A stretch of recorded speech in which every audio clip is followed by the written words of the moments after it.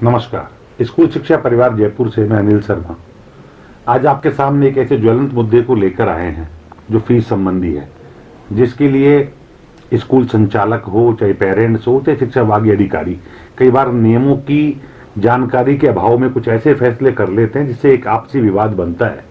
इस संबंध में हम हमारे साथ जो एक्सपर्ट हैं, पूर्व उपनिदेशक आरटी सत्येंद्र जी पवार साहब, इनसे हम कानूनी बारीकियां और उन रूल्स के संबंध में कानून क्या कहता है ये जानने की कोशिश करेंगे। नमस्कार सर, आज के शो में आपका स्वागत है। सर, बेसिकली फीस का मामला एक ज्वलंत मुद्दा है, क्योंकि डेफिनेटली प्राइवेट स्कूल को फीस चाहिए, फीस के आधार पे ही वो अपने सारे खर्चे संचालित करता है प्रबंधन, और पेरेंट्स कई बार फीस जमा नहीं करा पाते। कई बार उनकी आर्थिक स्थिति खराब होती है, कारण कुछ मानसिकता के होते हैं। तो इसको लेकर जो कोरोना काल चला उसमें फीस का रूल क्या था, सुप्रीम कोर्ट में गया, वो क्या कहता है इसमें? जी, कोरोना अवधि से जो फीस प्रभावित हुई वो हुई सत्र 2020-21 की जी।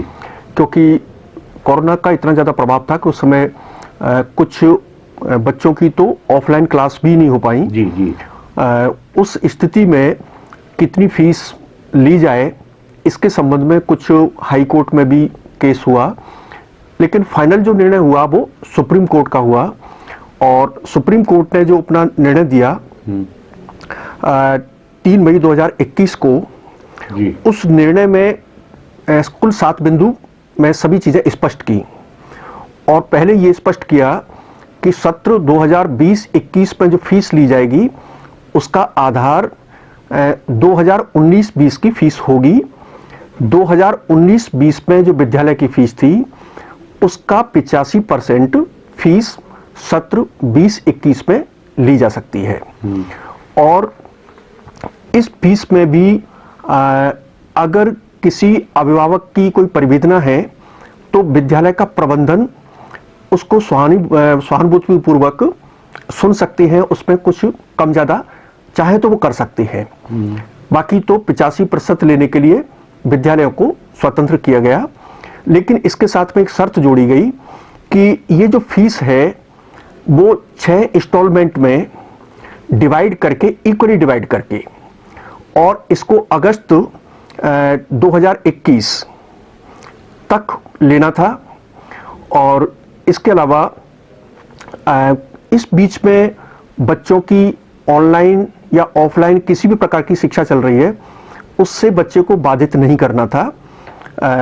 अगर कोई ज़्यादा ड्यू है या वो इंस्टॉलमेंट में कुछ थोड़ा 1-आध महीने की लेट हो रही है तो एक एफिडेविट लेकर के अभिभावक से और उस बच्चे को कंटिन्यू ऑफलाइन या ऑनलाइन क्लास देनी थी। और साथ ही इसी पैरा 117 में जो डिसीजन था उसमें यह भी स्पष्ट किया कि अगर कोई बच्चे जो बोर्ड में बैठने वाले हैं, चाहे वो बोर्ड 10वीं का हो चाहे बोर्ड 12वीं का हो, उस बोर्ड की परीक्षा में भी बच्चे बैठेंगे। उस बोर्ड की परीक्षा से बच्चों को वंचित नहीं किया जाएगा।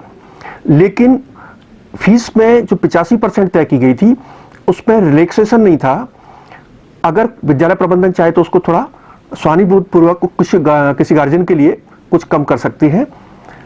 बाकी अगस्त तक पूरी फीस अभिभावक को उस पर जमा करानी थी। हमारी रिसर्च के दौरान ये चीज निकल कर आई कि अंडरटेकिंग के आधार पे बच्चों को अलाउ किया जाना था और 85% लेना था। ठीक है, ये भी निकल कर आया कि ये फीस केवल 20-21 के मामले में थी, 21-22 के मामले में नहीं थी। तो 21-22 के मामले में क्या स्थिति है? तो इसमें जी सुप्रीम कोर्ट के जो पहले का निर्णय था 3 मई 21 का, उसमें भी स्पष्ट था कि जो फीस है, ये जो पूरा भी फॉर्मूला दिया जा रहा है, चाहे वो इंस्टॉलमेंट बनाने का हो चाहे फीस को जमा कराने में टाइम का रिलैक्सेशन हो, ये केवल 20-21 के लिए था। और उसी ऑर्डर में ये भी स्पष्ट किया गया है कि विद्यालय की जो 21-22 की फीस होगी उस पर इसका कोई भी प्रभाव नहीं होगा, वो 100% होगी। और जो भी विद्यालय प्रबंधन टाइम निर्धारित करता है उस टाइम में वो फीस जमा कराई जाएगी। 2 चीजें तय हो गई है हमारे एक्सपर्ट पैनल के आधार पे कि 20-21 की फीस थी वो केवल 20-21 के लिए थी। जो भी सिस्टम था कि बच्चों को आप एग्जाम से बाहर नहीं करेंगे, अंडरटेकिंग लेके करेंगे, जो भी व्हाटएवर में भी देयर। 21-22 में मैनेजमेंट स्वतंत्र है अपने बिल्कुल, तरीके से फीस लेने के लिए, अपने तरीके से कार्रवाई करने के लिए। ये क्लियर है सर? ये बिल्कुल स्पष्ट है। सुप्रीम कोर्ट के 1 अक्टूबर 2021 के आदेश के अनुसार ये क्लियर है। सर एक चीज और निकल कर आती है, यदि कोई अभिभावक फीस जमा नहीं करवाता है तो विद्यालय प्रबंधन को अथवा डीओ को किसको कार्रवाई करने का अधिकार है? देखो इसमें सुप्रीम कोर्ट ने जो अपना निर्णय दिया था वो 20-21 के लिए दिया था, और 3 मई को 21 को जो निर्णय दिया था उसको बाद में 1 अक्टूबर 2021 को फिर क्लैरिफाई भी किया, और उसमें यह था कि 20-21 का अगर कोई ड्यू है तो उसके संबंध में वो सेवाएं रोक भी सकते हैं, और मतलब अब विद्यालय प्रबंधन अपने हिसाब से कार्रवाई करने के लिए स्वतंत्र हैं, ये क्लैरिफाई किया था। और 21-22 की फीस का जहां तक इशू है, इसके संबंध में तो 100% निर्णय विद्यालय के प्रबंधन को ही लेना है। सुप्रीम कोर्ट की जो ऑर्डर था वो इस पर कहीं भी प्रभावी नहीं है, और ये तय है कि यदि कोई बच्चा फीस नहीं देता है तो विद्यालय प्रबंधन उसकी परिस्थितियों पे विचार करके उस पर कार्रवाई कर सकता है। यहाँ हमारे कहने का मतलब कहते ही नहीं है कि बच्चे को शिक्षा से वंचित करें, पर निश्चित रूप से इसका मतलब ये भी है कि पेरेंट्स हो चाहे स्कूल प्रबंधन हो, दोनों को ही रूल्स के तहत तो चलना ही होगा। ये किसी विवाद का विषय नहीं है। Clear sir? ये तो स्पष्ट है। अब ये बात आती है सर, बेसिकली कुछ पेरेंट्स फीस जमा नहीं कराते और सुप्रीम कोर्ट के 3 मई के आदेश को लेकर वो जिला शिक्षा अधिकारी या मंत्री के चले जाते हैं। तो इसमें जिला शिक्षा अधिकारी, मिनिस्टर या सेक्रेटरी को कहां तक अधिकार है? इस पर अनिल जी, मतलब 2020-21 के रेफरेंस में तो सुप्रीम कोर्ट ने ही स्पष्ट कर दिया था।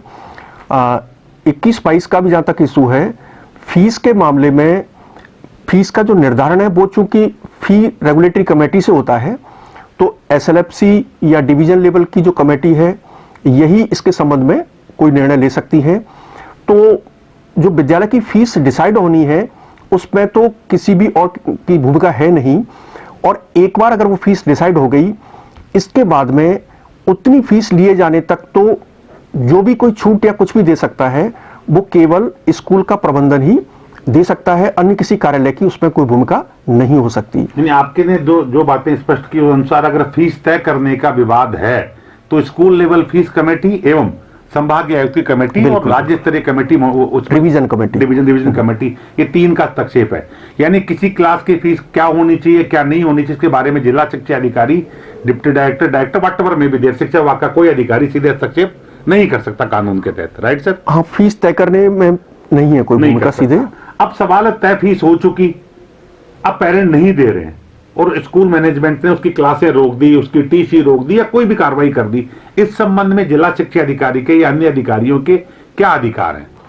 इस पर अनिल जी बहुत स्पष्ट है कि अगर फीस डिसाइड हुई है और डिसाइड की हुई फीस ही ली जा रही है, तब तक तो किसी भी अन्य कार्यालय की कोई भूमिका नहीं हो सकती। वहां तक तो विद्यालय प्रबंधन और विद्यार्थी के अभिभावक इनके बीच में ही कुछ छूट दी जा सकती है, कोई भी मतलब तीसरा पक्ष इसमें नहीं सुन सकता। लेकिन अगर कोई तय फीस है और उससे ज्यादा विद्यालय प्रबंधन चार्ज करता है, तब जरूर ये उच्च अधिकारियों को अब वो जा सकता अनियमितता है। का मामला हो गया, मैं वहां नहीं जा रहा सर। मेरा तो सिंपल सा सवाल था, 10,000 फीस थी, तय थी, पेरेंट्स भी एग्री हैं, पेरेंट्स कह रहे मैं तो नहीं दूंगा फिर भी क्लास लूंगा। इस संबंध में क्या, अभी मैं हाल ही में एक लेटर पढ़ रहा था, हमारे जयपुर के घनश्याम दत्त जाट संयुक्त निदेशक स्कूल शिक्षा, उन्होंने 9 स्कूलों को पाबंद किया है। उस लेटर के संबंध में सारा विवाद उपजाए, मैंने उनका भी पक्ष जानने की कोशिश की तो उनका हमने स्कूल को बुलाया था, स्कूलों ने हमें अगर सुप्रीम कोर्ट का रूल दिखा देते तो शायद हम ये आदेश ही नहीं निकालते। सैद्धांतिक तौर पे उन्होंने ये बात मानी भी। इस संबंध में 1 दिसंबर 2021 को सुप्रीम कोर्ट का ऑर्डर लेके मैं शासन सचिव पीके गोयल साहब से मिला था, उन्होंने डायरेक्टर को दिया, डायरेक्टर के से रिपोर्ट आई कि मैंने जो आदेश दिया है सुप्रीम कोर्ट का ऑर्डर है वो ठीक है, वहां से भी आदेश निकलना बाकी है, पर लीगल तौर पे ये तय हो चुका है, यह तय है कि जिला शिक्षा अधिकारी को या किसी अधिकारी को तय फीस को लेने के मामले में लेट करना, देर करना, जमा कराओ नहीं कराओ, इसके बारे में कोई अधिकार। इस पर ये है कि एक बार परिवेदना सुनते समय ही परिवेदना तो हर एक की सुनी जाती है, लेकिन सुनते समय स्पष्ट हो जाता है कि ये हमारे अधिकार क्षेत्र में आता है या नहीं आता। अगर तय फीस ही ली जा रही है और उसकी पेमेंट न होने की वजह से कोई सेवा बाधित की जा रही है, तब तो ये विद्यालय प्रबंधन के मामला है। ये एक स्पष्ट है कि जो सेवाएं दे रहा है प्रदाता प्रबंधन, ये उसका अधिकार है कि फीस लेने के वो तरीके निर्धारित करे, जो फीस एक्ट के तहत तरीका है उससे फीस निर्धारित करे और अपने लेने के सेवाएं दे। अब एक चीज सवाल और आता है सर, राइट टू एजुकेशन, इसमें शब्द है निःशुल्क और अनिवार्य शिक्षा। इसका नाम लेकर हर अधिकारी किसी भी प्राइवेट प्रबंधन को कहता नहीं आप बच्चे को शिक्षा के अधिकार से वंचित नहीं कर सकते।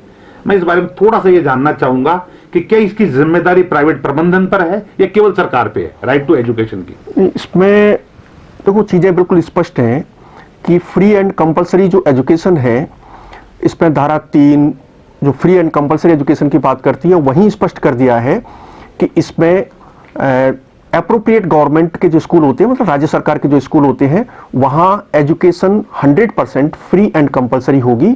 लेकिन विद्यालयों की परिभाषा जो है 2N, उसमें नॉन गवर्नमेंट जो स्कूल हैं उनको फ्री एंड कंपलसरी एजुकेशन से अलग रखा है। हालांकि एक्ट के कुछ प्रोविजन जैसे 12(1) के तहत 25% प्रवेश लेना, ऐसे कुछ प्रावधान या कॉर्पोरल पनिशमेंट नहीं देना, वो ऐसी कुछ धाराएं लागू होती हैं। लेकिन फ्री एंड कंपलसरी का जहां तक सवाल है उसमें इन स्कूलों को शुरू से ही एग्जेम्प्ट रखा गया है। ये बड़ी स्पष्ट समझने की बात है कि कई बार शिक्षा अधिकारी कहते नहीं बच्चा को आप शिक्षा के अधिकार से वंचित नहीं कर सकते। तो ये ध्यान रहे वो सरकारी स्कूल में जाकर मुफ्त पढ़े, यहां तक ठीक है।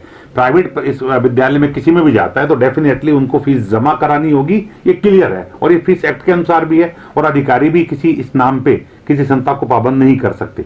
सर एक सवाल और आता है, लास्ट में पूछना चाहूंगा आपसे, किसी स्कूल की फीस बाकी है और बच्चा कहीं एडमिशन ले लेता है और वो टीसी के लिए आता है, प्रबंधन कहता है कि आप नोड्यूज क्लियर करके फीस ले जाओ, लेकिन वो नोड्यूज क्लियर नहीं करता और टीसी मांगता और इसकी शिकायत लेके जिला शिक्षा अधिकारी या किसी और अधिकारी के पास जाता है, तो क्या वो स्कूल को निर्देश दे सकते हैं कि इसकी टीसी जारी की जाए या नहीं, या वो टीसी रोकने का अधिकार है? दो सवाल है मेरे, क्या विद्यालय को टीसी रोकने का अधिकार है, प्रवेश पत्र रोकने का अधिकार है, या उनको अधिकार नहीं है? देखो इसमें जहां तक राइट टू एजुकेशन का सवाल है, राइट टू एजुकेशन की धारा 5 और इसके संबंध में मानव संसाधन विकास मंत्रालय, आजकल जिसको शिक्षा विभाग कहते हैं केंद्र सरकार से, उनके रैशनल एंड क्लैरिफिकेशन जारी होते हैं। उनमें भी इस धारा 5 को स्पष्ट किया गया है कि हर हालत में बच्चे को टीसी लेने और दूसरे विद्यालय में प्रवेश लेने का जो अधिकार है वो है केवल सरकारी स्कूल पर। निजी विद्यालयों को वहां से अलग रखा गया है। तो इस पर सवाल ये आ जाता है कि आरटी टीसी देने के लिए कहीं बाध्य नहीं करता। ये विद्यालय प्रबंधन द्वारा दी जा रही सेवाएं और उसके चार्ज के संबंध में निर्णय है, तो विद्यालय प्रबंधन को और बच्चों को ही, अभिभावक को ही लेना है। तो अगर कोई फीस में रियायत या कुछ चाहिए तो वो विद्यालय प्रबंधन से बात करनी पड़ेगी और उसी आधार पर टीसी दी जानी है। अगर बहुत ज़्यादा कोई पेमेंट ड्यू है और विद्यालय प्रबंधन उस पर नहीं छोड़ना चाहता तो टीसी का राइट फिर बच्चे का नहीं है। यानी ये समझने की बात है कि विद्यालय प्रबंधन अपने द्वारा दी गई सेवाओं में भुगतान प्राप्त नहीं होने पर कटौती कर सकता, अगर हम इसको सिंपल भाषा में कहूं तो। जो भी सेवाएं वो दे रहा है, ये टीसी भी एक सेवा का ही जरिया है, एग्जाम भी एक सेवा का ही जरिया है, क्यों सर? हाँ, हालांकि इसमें सिंपैथी के तौर पर विचार किया जाता है, लेकिन वो निर्णय जो करना है वो विद्यालय प्रबंधन को करना है। बहुत बहुत धन्यवाद सर, आपने जो महत्वपूर्ण जानकारी दी। और मैं जितने भी हमारे दर्शक हैं उनको बताया जाऊंगा हमारे चैनल को सब्सक्राइब कर लें। निश्चित रूप से इस तरह की छोटी छोटी जानकारियां जो आपके लिए जरूरी है दी जाती रहेंगी। और इस सब के लिए हम धन्यवाद देना चाहेंगे अपेक्स यूनिवर्सिटी जयपुर का। ये सारा उनके सहयोग से, उनकी टीम के द्वारा किया जा रहा है। मैं टीम को भी थैंक्स बोलना चाहूंगा, पूरी यूनिवर्सिटी को। सर आपको बहुत बहुत धन्यवाद। थैंक्स।